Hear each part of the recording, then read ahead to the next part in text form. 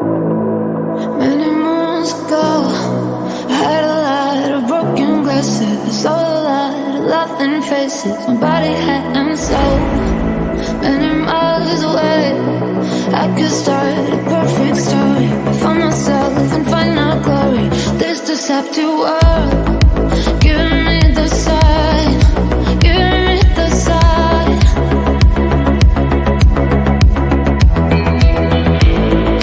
Giving me the sign, giving me the sign.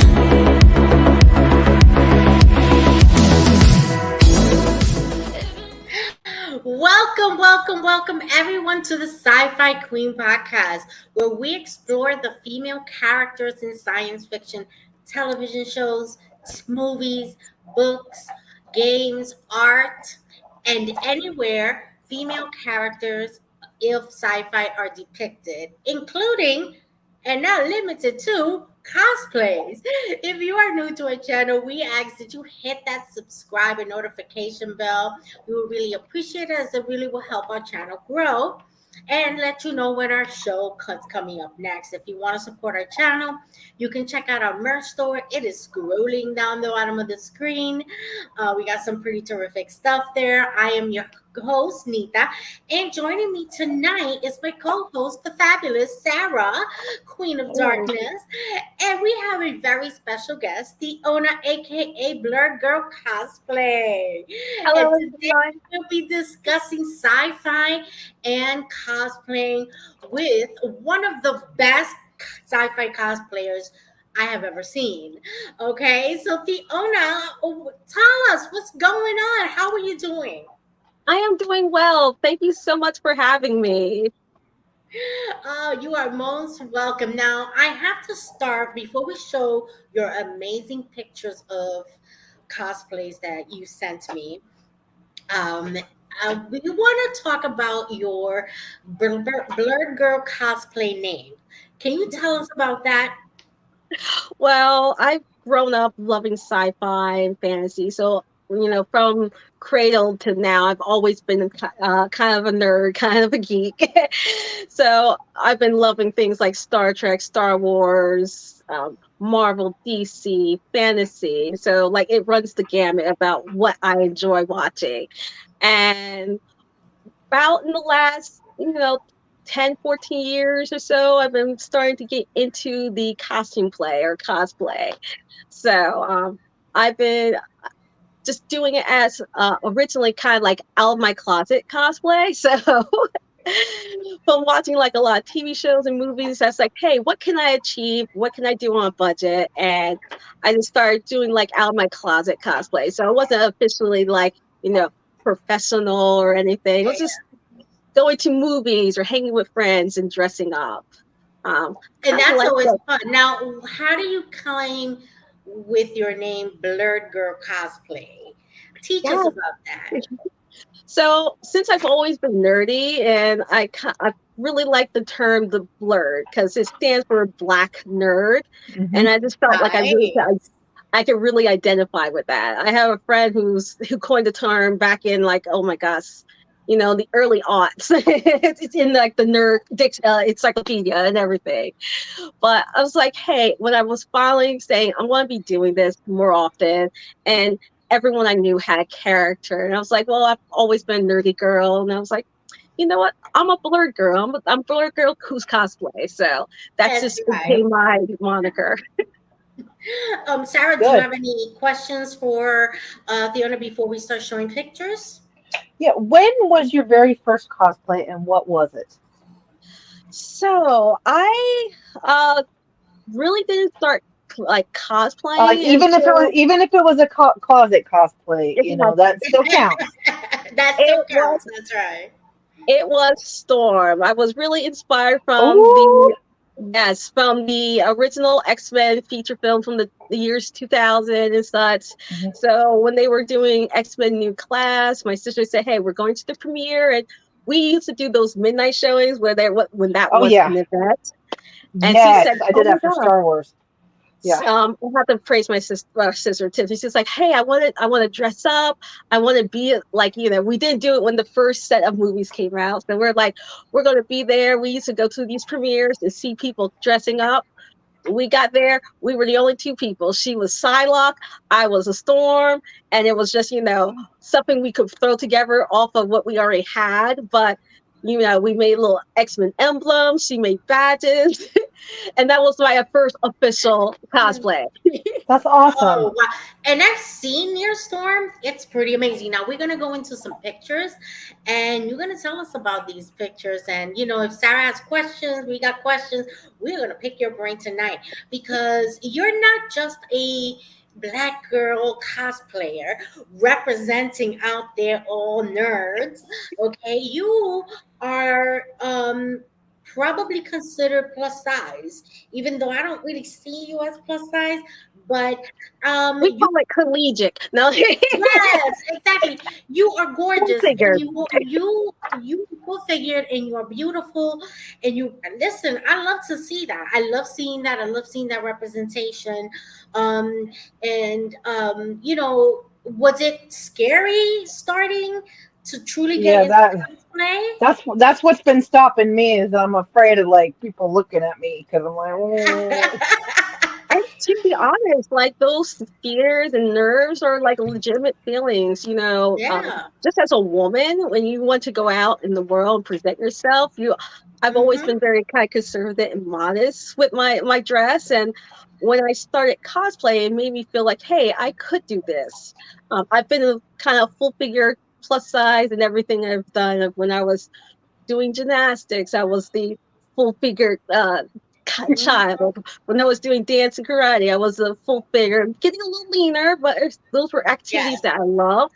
And because I just say, hey, I'm just going to put myself out there. I'm just going to keep doing this. It's something I love. Doing dance for 7, 8 years, being a full figure ballerina.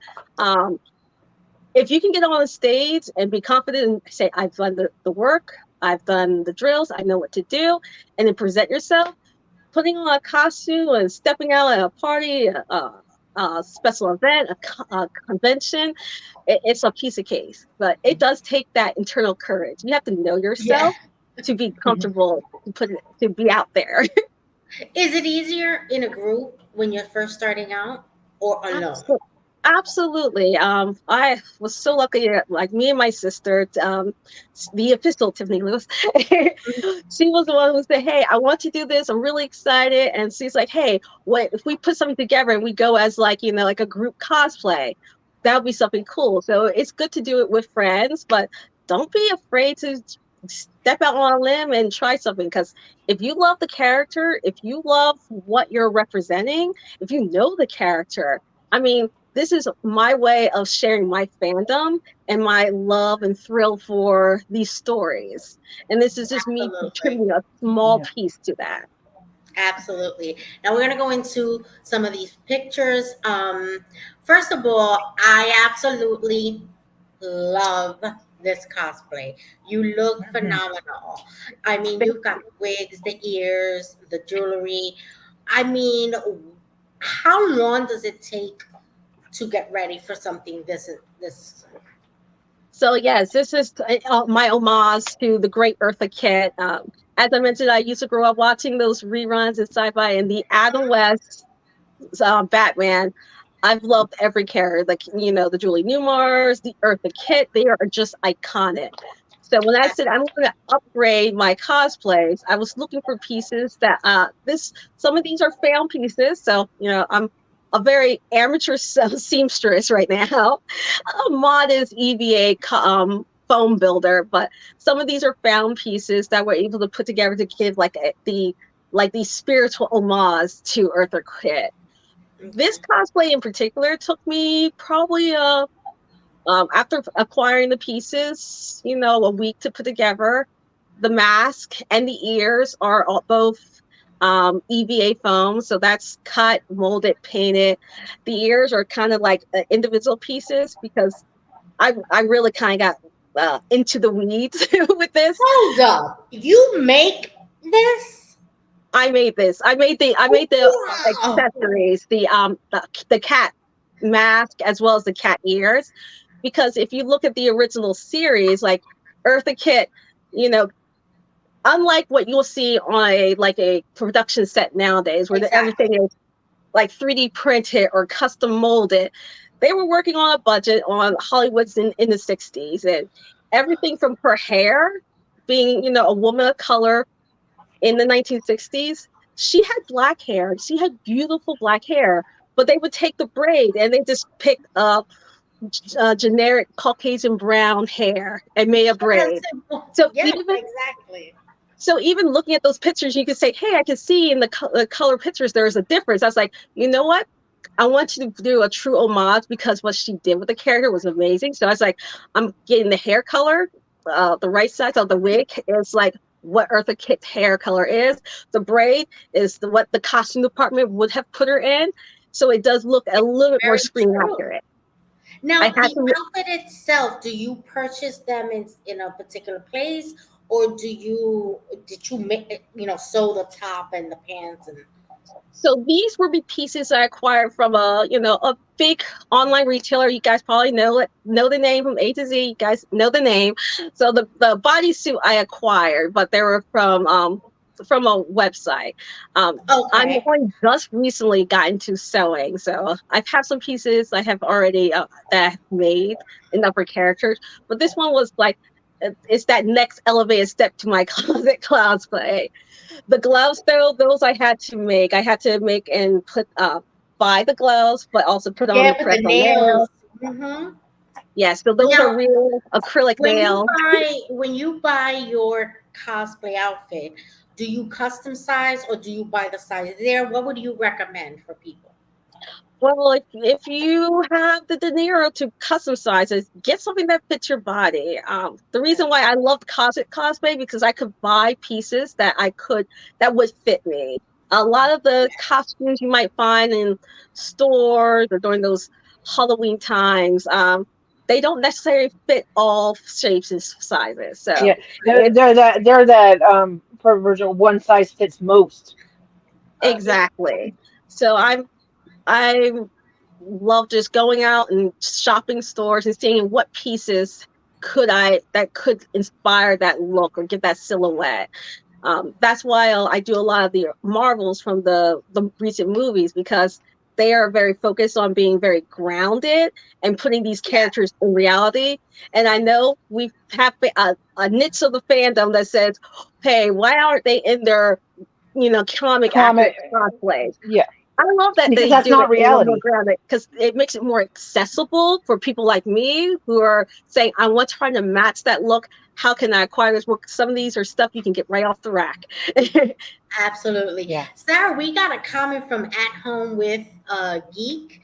I think it's excellent. He says, Eartha Kitt is my favorite Catwoman. I gotta say, she's mine. I love her too. I think she's the top. Yes, absolutely. And let's go on to the next one, which I absolutely love. Talk to me about this. You look so soft and beautiful, but then you got a weapon on the side. Yes, this after Star Trek Next Generation ended, this was my next obsession. In the year 1999, there was a show called Farscape with Ben Brother and Aaron's son, Claudia Black, does an amazing job in this series. And this is my homage to Aaron's son. I call it Aaron's son Crichton. Absolutely beautiful. Isn't it, Sarah? Yes, it is. It looks like it would be easy to put together if you had the pieces. And believe it or not, because I'm a cosplayer on a budget, these are some pieces that I was able to acquire that I use for other cosplays. The bodysuit is one I've used in the past for my Black Widow cosplay. The gun belt is kind of like, or I should say the pew pew belt. It's something you kind of have to have if you're playing a lot of these action characters. The jacket, it's doubling as my Star-Lord jacket right now. So that's awesome. Absolutely. So you can do cosplay on a budget. You absolutely can. Let me ask you, shop at like secondhand stores and see what you can find?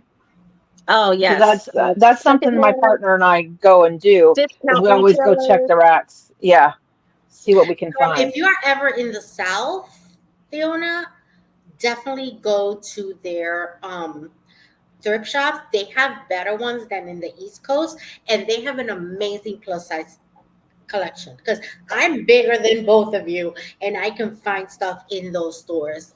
Yeah, And that's 'cause not easy to find, you know? So definitely if you go to the South at any time, make sure someone takes you to a thrift shop. because honestly, for costumes, every costume is going to need a belt. Every costume is going to need boots. A lot of the leather goods and things that are going to be like very authentic, even period accurate. If you're doing, say, something from like the 1950s or 40s, and you want to be period accurate, you can find that in a secondhand shop. If you need to say, "Hey, I have these shoes. I don't want to be wearing sneakers at con. I want boots."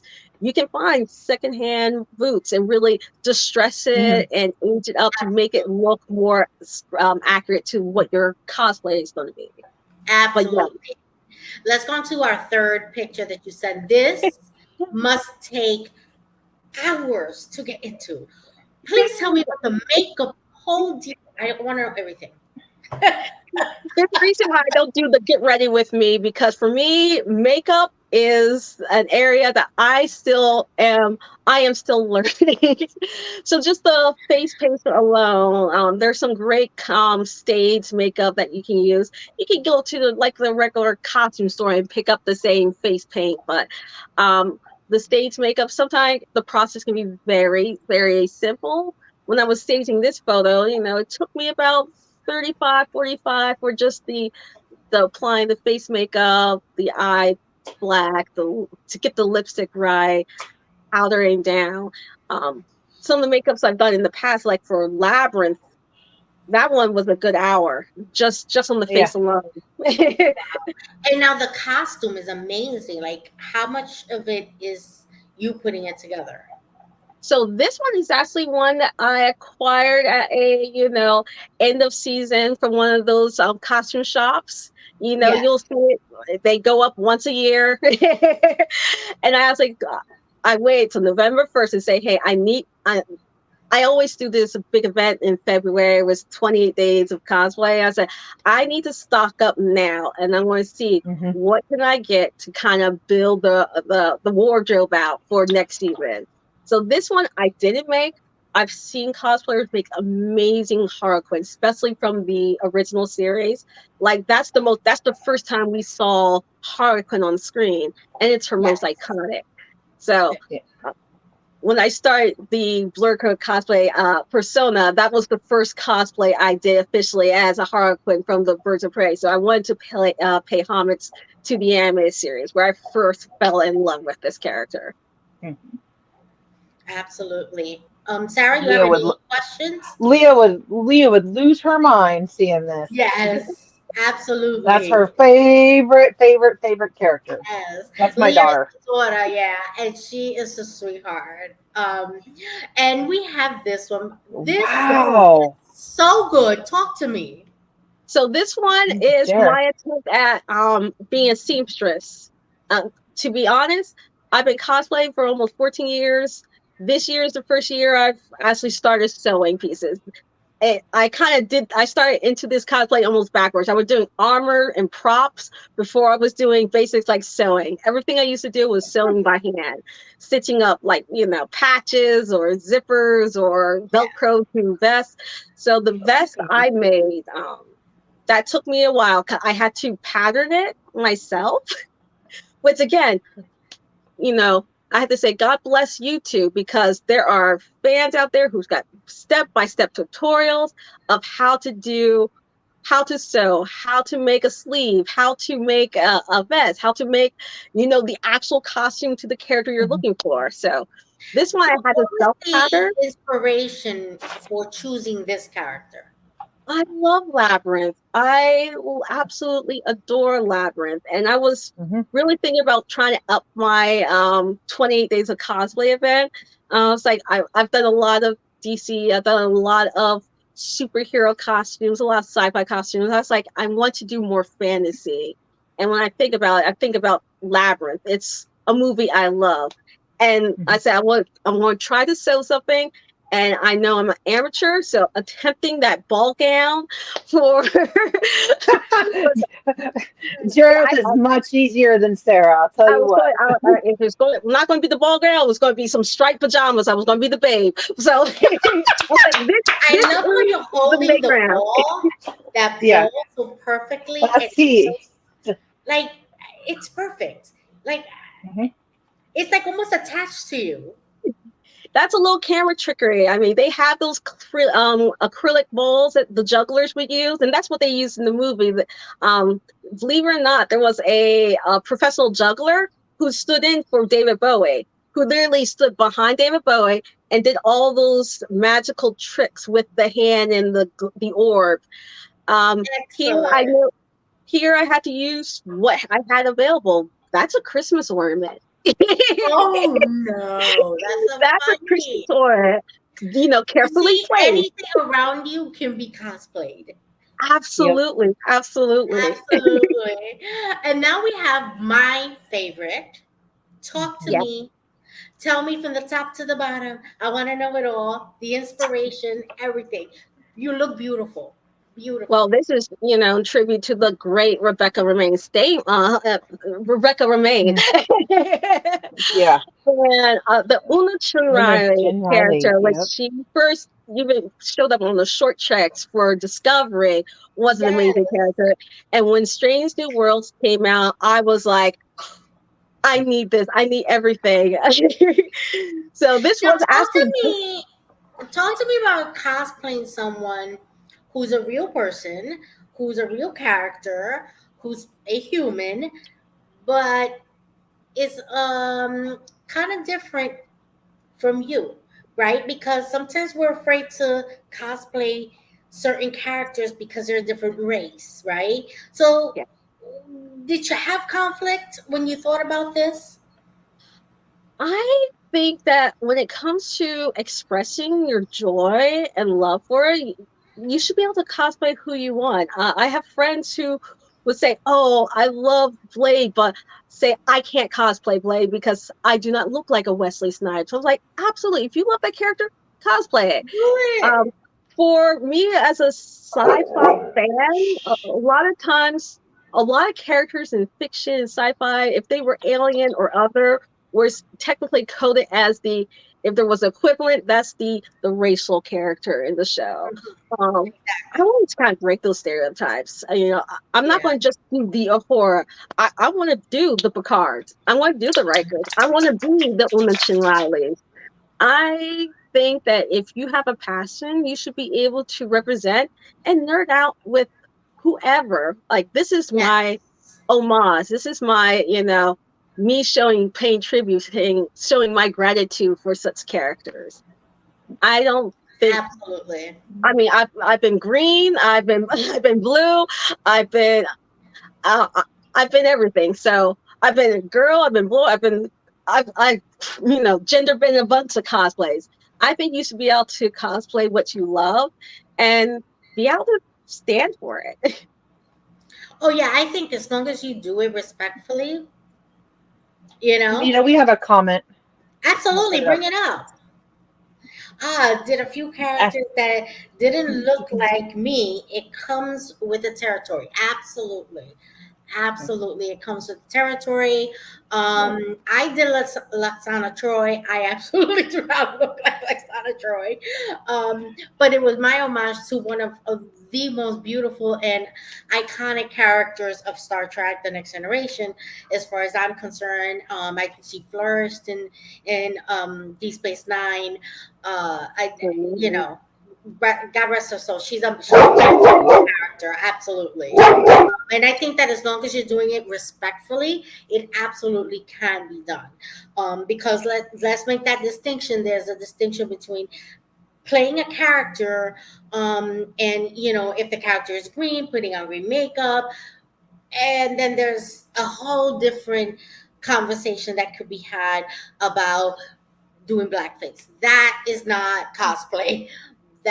those are real people you're mocking. That's not There's okay. there's a difference between showing appreciation and love and Yes, your intent. If your intent to hurt yes, someone, your intent to mock someone, that those are wrong yes. reasons. Like, why even take That's the not time? honoring someone. Absolutely. And I Absolutely.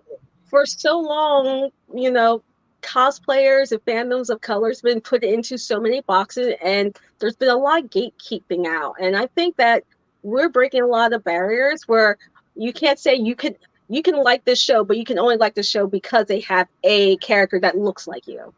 And that's the Exactly. only thing. If you need to represent any people of the show, that's your lane. That's the only thing you can represent. That Hmm. I feel like I can speak to, the characters, the strength things I've admired from everyone from the lowly lieutenant to the captain to the admirals in like our show. I think if you can Absolutely. express that with respect and admiration, you shouldn't be restricted. I've, I've had, Absolutely. Just like flipping genders when it comes to cosplay. I saw this cosplayer on TikTok, African American cosplayer who cosplays Janeway. It's fire. yes, He's yes. fire as Janeway. Okay, fire. Okay, and I love it. I absolutely love it. He pays such a great honor to her, and I think that those things are okay. And I've seen girls cosplay Riker, and I think that's fine. I think it's you doing something in a way that brings honor to that character. It's it's What do you it's think, like what Pepper? it's like what Theona said, that it's your love for the character that brings it to life. And like I've seen a female Riker and a few other ones, and it's you still recognize the character. Like, you're Jareth. I knew that was Jareth. It's like it wasn't like who is she trying to pretend to be? It's like, I know who you are. Um, and I think, maybe that's part of it, and that's part of the culture. Maybe is that if you love the character and you're portraying them with your love, and not, like you said, Nita, not making fun of anybody, but or that you're expressing your dedication to that character. Exactly. And there is a big difference when you put on makeup or put on like a full on makeup like you did um, uh, um, with your other cosplays, if that's what the character is, you Yeah, can't do a Boolean without going blue, exactly. Yep. you If can't you're do going an to dress like a Andorian clown, without the going clown's Stop going to going have green. yes. yes. If you're Yeah, going to dress like the clown's going to have red lips, bright, colorful eyes, wild hair, yeah, so you dress like the character. I have to absolutely. say, with cosplay, the time it takes to do the concept, to supply up, to prep and make, and then finally dress. If you're going to spend all that time to do it malice, I mean, there's other things you can do. So, Yeah, I mean, absolutely, if absolutely. I put my time, my money, and my sanity towards an outfit, it's because I love it. Yep. And let me tell you, the minute I saw this picture, I knew Una. It Yes, wasn't just you in a uniform looking cute. It was Una you Yeah, were playing looking yeah. cute. I saw it, and I said, "Oh, that's Una." Hmm. Absolutely. But here is this one. Talk to me. Who is it that you're playing here? Talk to me because I think I know who this is, but I kind of want to make sure. I don't know if I should tell you who I think first. Should I? so so even though the hairstyling is a little different because I was running a little short on time, I was trying to be the Captain LaForge. We only saw her in a brief video message, That's who I and thought you yes, were. You yes, captured her, Sylvia absolutely. LaForge, yes.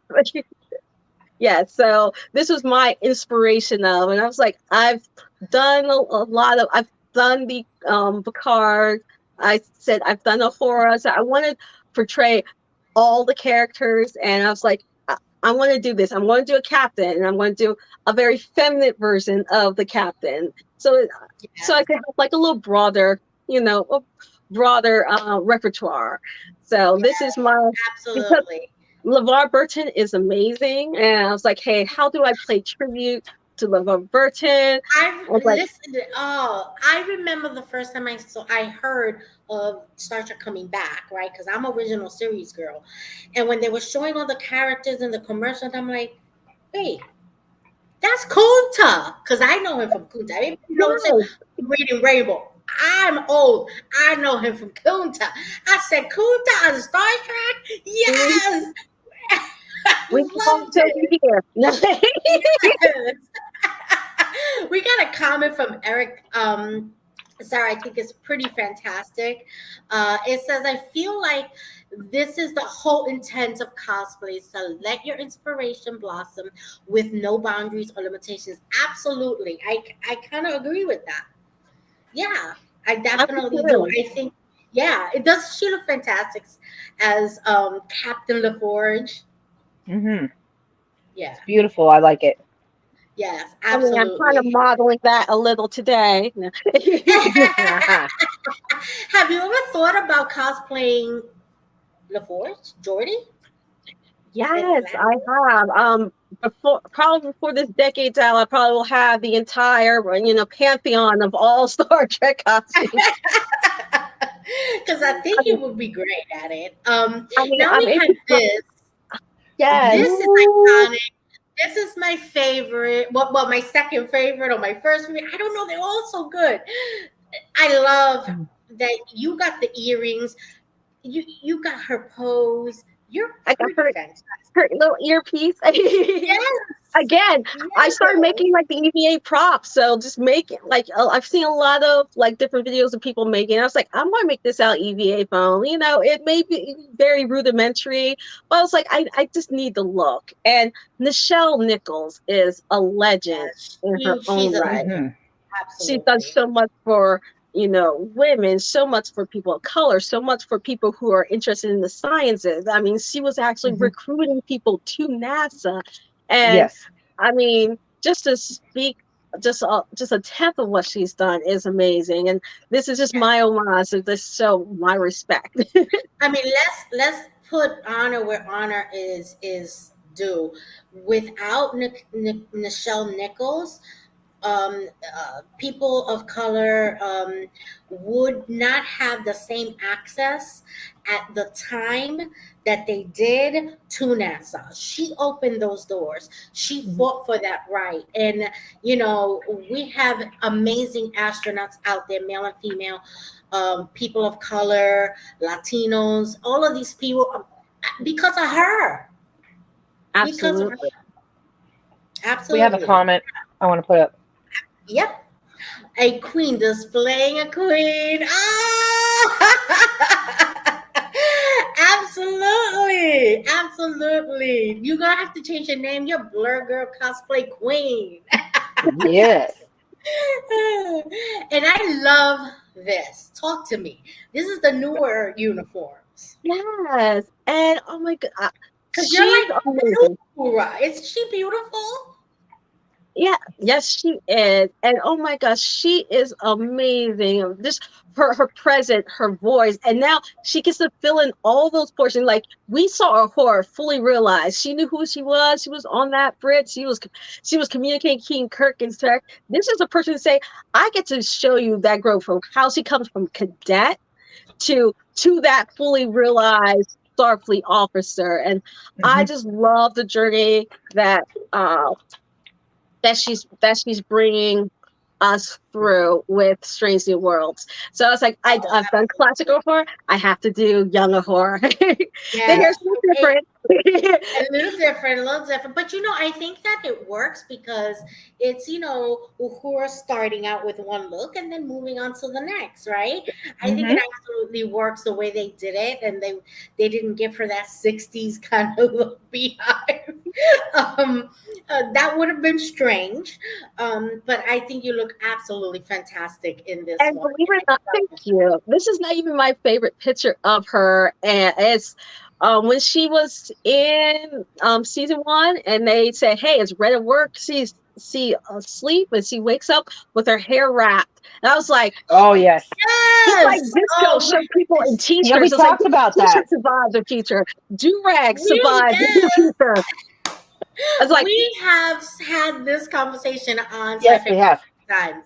I'm like, if you know, you know, because yeah. Well, and you they made they didn't make a thing about it. It was just natural. It was just part of who she Yes. was. It wasn't. And They yeah. didn't like it's the, say, "Hey, this is being pointed out." It was just natural, and it's I the I thing, like like, love that. the you fact don't that they also on didn't have TV. Una. They didn't have Una go, "What's that on your head?" Because she's not human. She could have asked something to in reference to that, and it would have been almost okay because she's not human.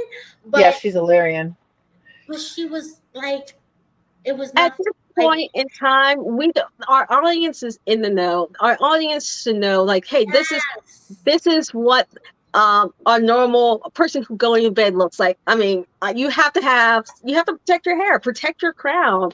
Um, we can't all walk around with those lame sheets from TNG. I was like, how did anyone sleep on that? This is like a true exactly. representation of what someone's bed That makes me routine will look that like. makes me itch just thinking about those sheets. So, For those who don't know, women wrap their hair, especially women of color, wrap their hair at night with a silk bonnet or a do scarves. rag to protect your hair, and it really does keep your style. It keeps your hair healthy and shiny, and it really protects it from damage. And it is something that has been culturally known to be a part of the African American culture, male and females, but mostly women. I think that that is more commonly known for women, but it is something that both men and women do, and it has really transcended over to so many people that are not African American, and they've realized how much better the hair is for doing so.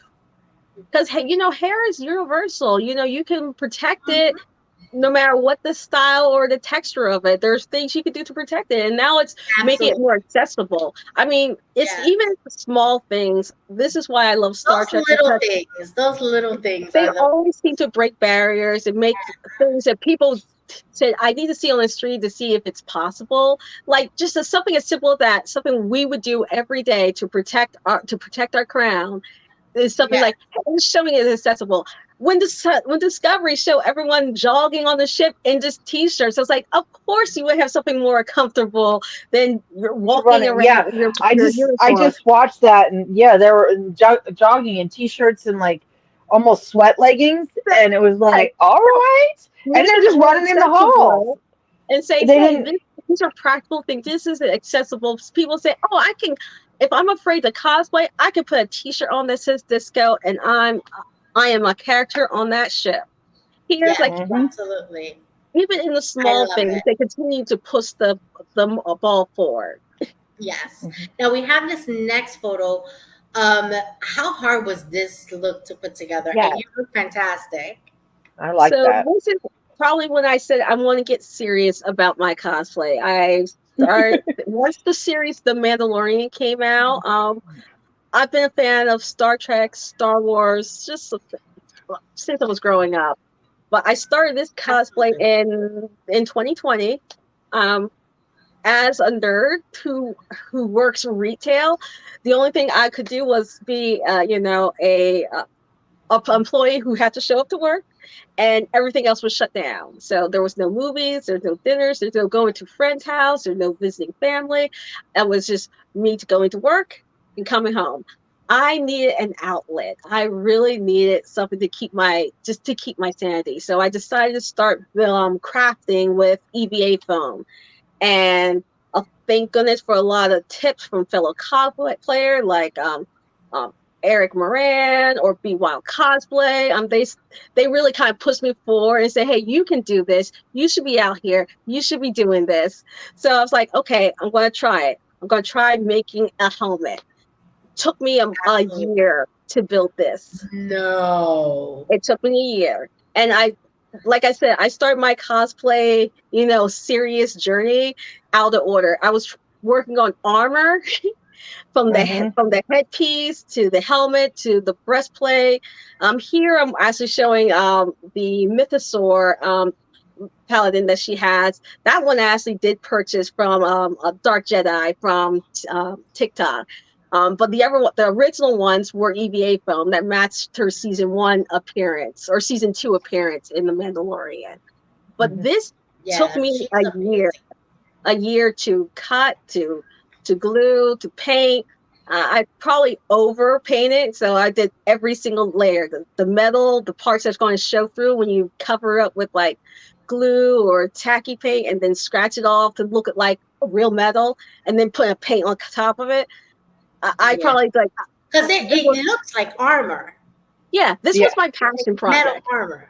This was my passion project, and I got the chance to actually wear it after like around 2021, 2022, or 2023. I've been wearing it for about 2.5 years, 3 years, but it took me a year to build. And Oh, again, the armors, everything I built, the bunching, I when did not you know put how that to on, that sew. must have been the most satisfying Yes, outfit to wear. Did you want to absolutely. take it off and wear it all day?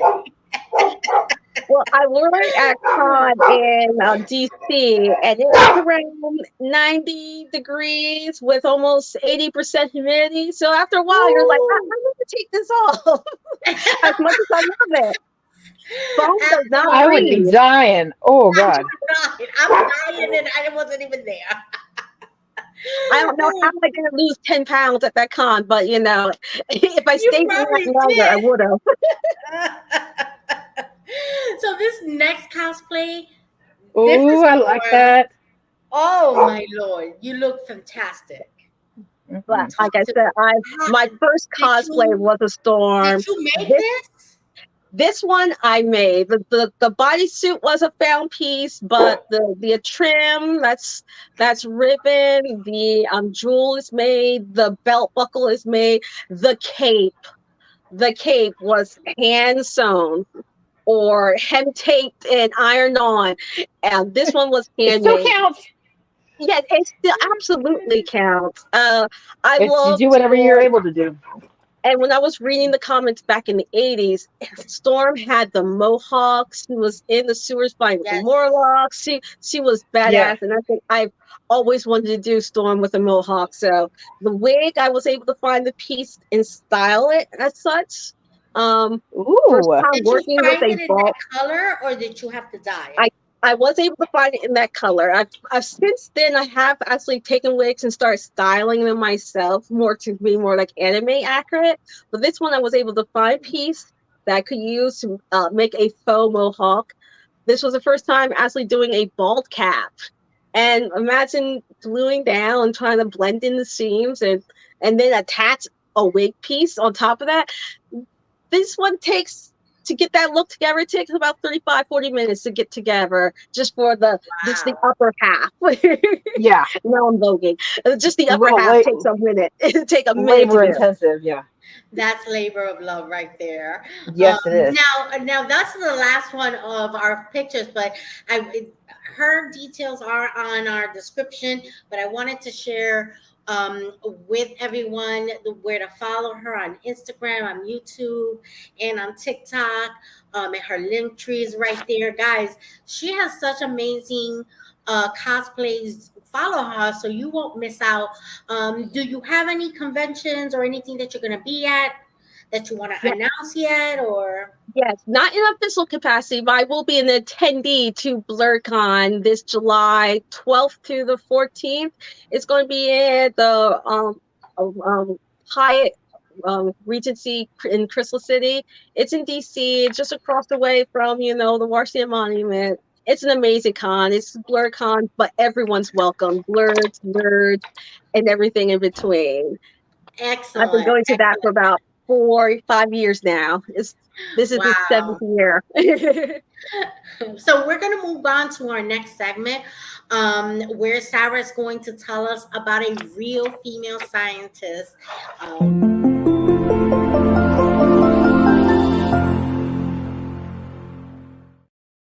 Take it away, Sarah. Tonight we have Daniela Russ. She's a roboticist and computer scientist, currently the director of the MIT Computer Science and Artificial Intelligence Laboratory. We'll call that CSAIL. That's what it's called.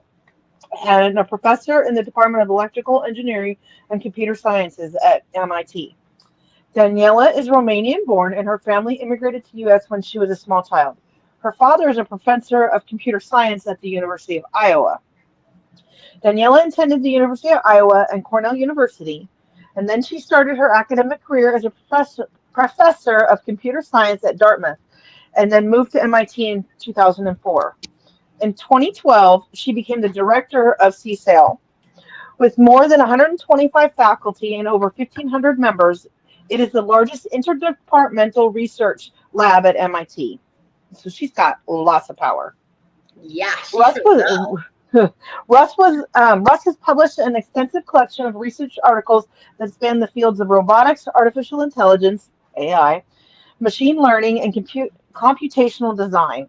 She has also spoken and written widely about larger topics in technology, like the role of robotics and AI in the future, AI for good, and computational sustainability.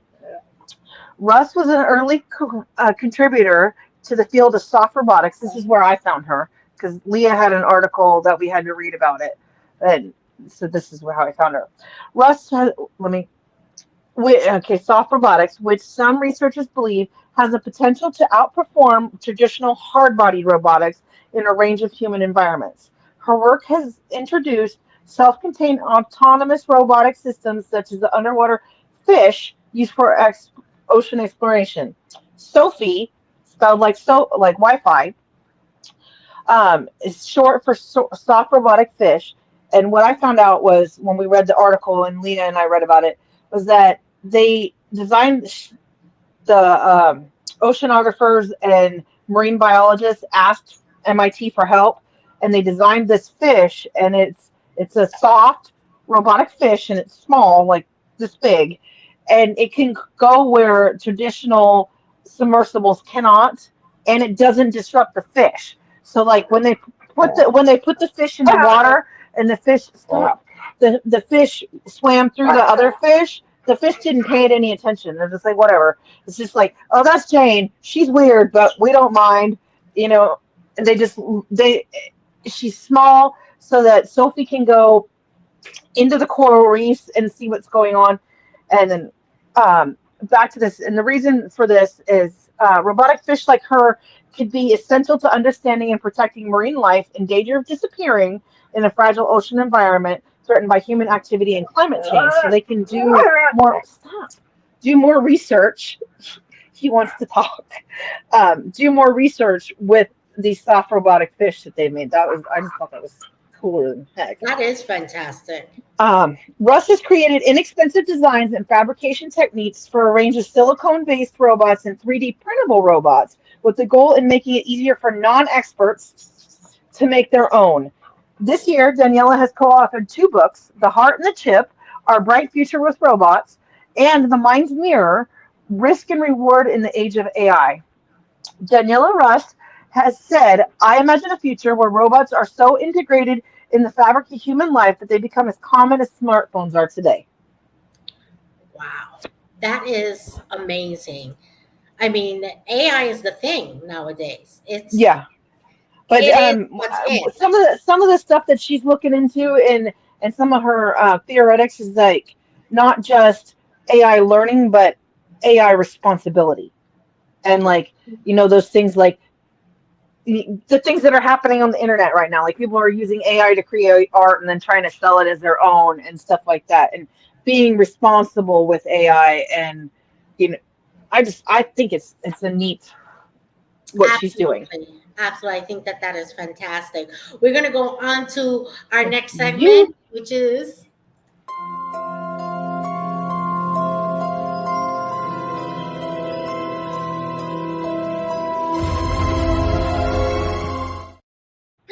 I am so excited to talk about this book today. First of all, if you didn't know this about me, I love trilogies.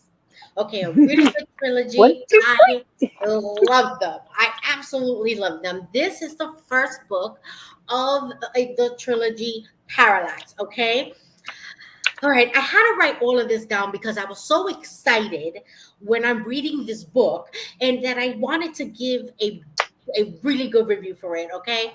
So Origin is the first book of the Parallax trilogy that takes place in the future.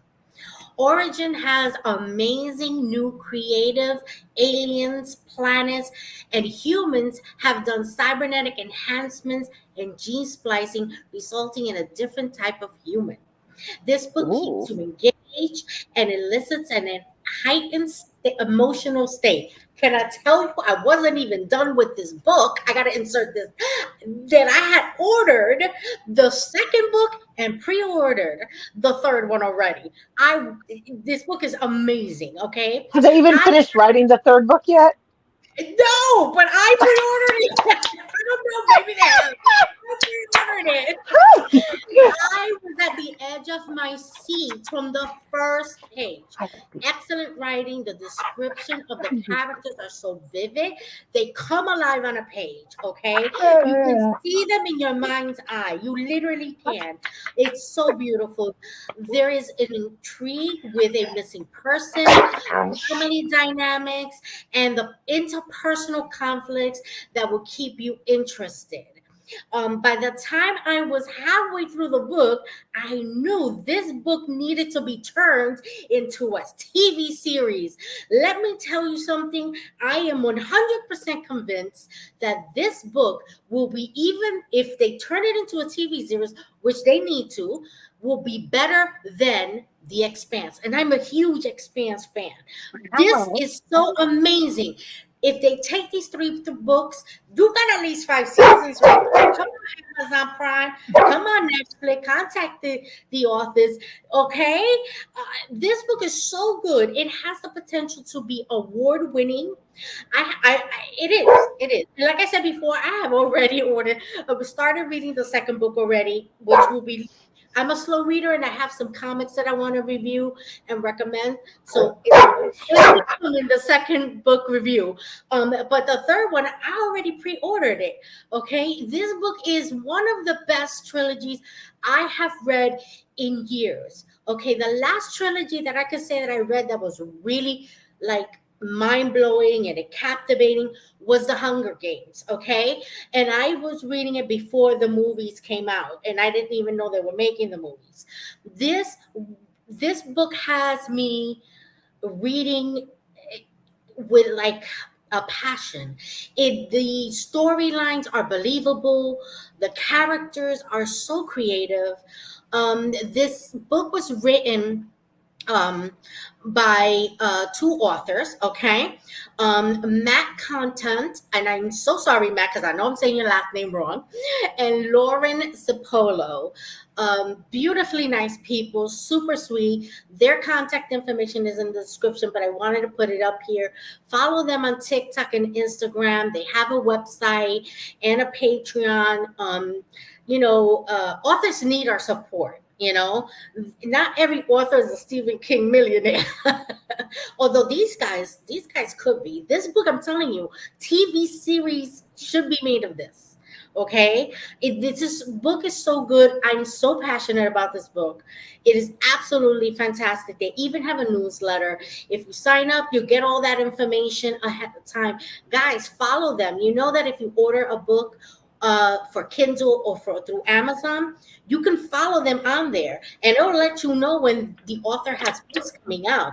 And now I know they have other books. This book is so good and so well written. I want to go read some of their other books.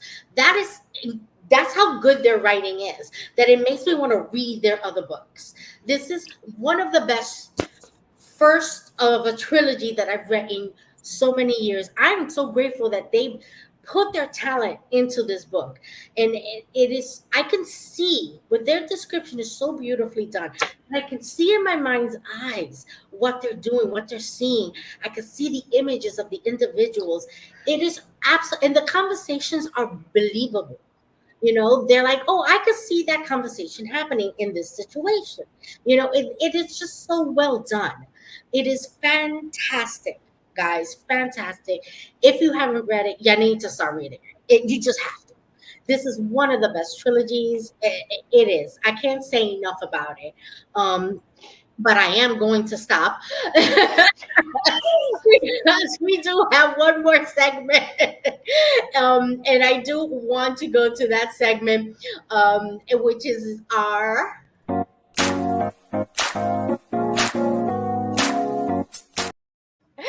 podcast recommendation. Yes, Recommendation. we got some comments before we go to podcast recommendations. Do we have any comments Yes. you want to put up? Yeah. This one. Oh, the soft robotics sounds interesting. Gonna be looking I'm that looking up. it up. Yes, And absolutely. then Lady J cosplay said, "Yay!" Oh, I'm a forensic DNA I analyst. love her She is cosplay. amazing. Oh, she's so Uh, great. Yes. she's That's awesome. Thank you, amazing. Lady J. That's a Yes. professional cosplayer. Let you know, that's a professional cosplayer. Oh, so As let's with get you, that's into a great reviewer. let's go into our podcast recommendation. Here in the Sci-Fi Cruise, we like to tell you about other podcasts that I have personally listened to, and Mhm. or Sarah has listened to, Yep. and share it with you guys. First and foremost, my buddy, my BFF from Australia, Jace. Yep. Jace. Jace takes you through a nostalgic journey with live streams and videos. So go check him out and follow him. Then he's also has a podcast with Rick called Pop Culture Spread, and where they tell you about movies, streaming, and news updates, pop culture media with a little Australian style. He's also on with Jason Roy Gaston's channel, where they have a few podcasts. Jason's everywhere. They have the VHS Vault, which is fantastic. 80s nostalgia movies that Mhm. we review. They also have a podcast called If You Disagree, You're Wrong, which is actually very comical, very fun to watch. And The Power of J Skull. If you were into J Skull as a kid, that is definitely where you want to go. Yep. And then that we have our buddies at Captain's Quadrant. Captain's Quadrant. Yep. Yes, Friday nights at Very 9 good. p.m.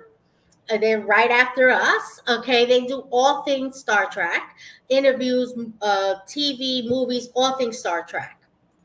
Then we have the Council Room podcast where they do all things Doctor Who. Doctor Who. Okay, that's every Tuesday night at 8 p.m. We have the Phoenix Sisters. They do amazing cosplay and just all around geeky kind of content. Really fantastic women. Love them so much. She was on one of our shows, and I was on theirs, and they're just terrific girls. I love them. Then we have the Silver Screen podcast and Hit or Miss Star Trek, where they do reviews on either big silver screen kind of movies, and they also do all things Star Trek on the Hit or Miss. They do the movies. We have Earth Station Trek. They also Mhm. a big Star Trek podcast. They even review the wines and spirits. Oh yes, Some of Romulan Star ale. Trek. Hi, Romulan ale. Then these guys. This is my buddy JJ's comic and stuff. They indie comics and other nerdy content. They really support indie comic authors, and they give you all. They interview them. They promote them. They're fantastic. He's super fun to watch. They're great. Definitely go check them out. Then we got Three Fry Short podcast.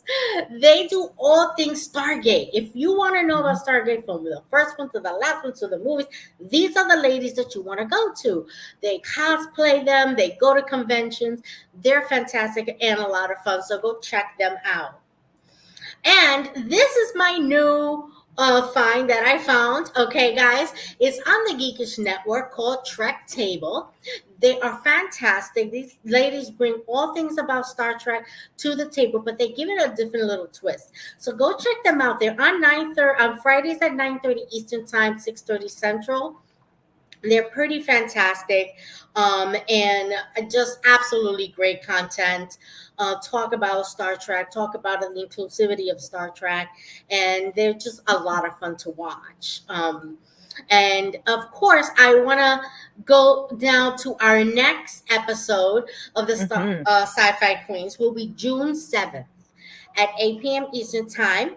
Okay, our special guest will be Philip, and we're going to be celebrating the LGBTQIA plus and sci-fi, their representation in sci-fi, the contributions, all of the things LGBTQIA plus on sci-fi. So come and join us June 7th as we celebrate Pride with them. Okay. And Philip's going to be our guest. Yes, Philip is going to be our guest. He's coming back. A fabulous Philip. Yes, we love Philip. We love Philip. Fabulous Philip. We love him. He's fantastic. But we want to thank you, Fiona, for coming on and sharing your journey with us, and just telling us how you did all these fantastic cosplays. It's so wonderful. Sarah, do you have anything you want to say before we? We had one more comment. I just wanted to put it up there real quick. Absolutely. Yes. Oh, too kind. You're very welcome. Oh, that book sounds good. It is. Girl, go get the book. Go get 1, 2, and pre-order the third one. We're running. You sold me already. I am so. I have been waiting all week to do this review. She already told me about it earlier. She did. Yes. She's like, oh, I got to tell you about this. So good. It is so good. And I have been holding my tongue not to tell anybody anything, but it is so good. It truly is. I'm telling you, Netflix, Amazon Prime. I know you're watching because we famous like that.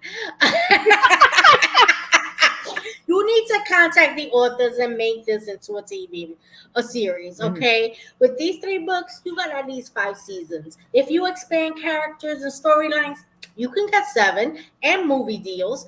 I'm there to watch it all if you do it, okay?